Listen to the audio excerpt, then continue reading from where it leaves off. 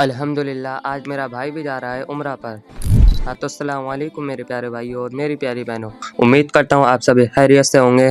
तो जैसा कि आप सभी को मालूम होगा कि मेरी बुआ और इनके पूरी फैमिली जा रही थी उम्रा पर। हमारी अल्लाह से दुआ हो गई कि इन सभी का उम्रा कबूल अता फरमाए। और उम्रा को जा रही थी तो इसका सारा सामान भी लेके जाना ज़रूरी था, तो ये सारा सामान बैग में पैक कर लिया था और कार के ऊपर रख दिया था। असर की नमाज अदा करने के बाद इन सभी की जाने की तैयारी हो गई थी, तो इन सभी को छोड़ने जाते हैं मस्जिद की तरफ। और ये थी वो मस्जिद जहाँ से सारे हाजी हज को जाते हैं, और इस मस्जिद का नाम था अबू बकर मस्जिद। और थोड़ी देर में मगरिब की अजान का टाइम हो गया था, तो सभी ने यहीं पर नमाज अदा करी और नमाज के बाद दुआ हुई। और दुआ मुकम्मल होने के बाद हम सब बैठ गए थे कारों में और हम दिल्ली के लिए रवाना हो गए थे।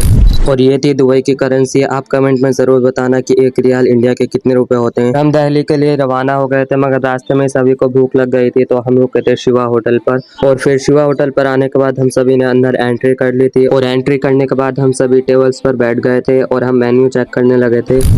और मेन्यू देखने के बाद हम सभी ने दाल मखनी ऑर्डर कर दी थी और ये आ गई थी हमारी प्लेट। और थोड़ी देर इंतज़ार करने के बाद हमारा खाना भी आ गया था।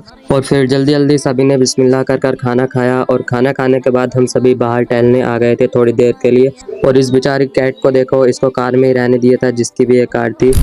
और थोड़ी देर बाहर टहलने के बाद हम आ गए थे शिवा होटल के पास। एक कैफ़े था, इसके अंदर हमने एंट्री कर ली थी और यहाँ से हमने सभी के लिए कोल्ड कॉफ़ी ले ली थी। तो चलिए मिलते हैं अगले ब्लॉग में। अस्सलाम वालेकुम।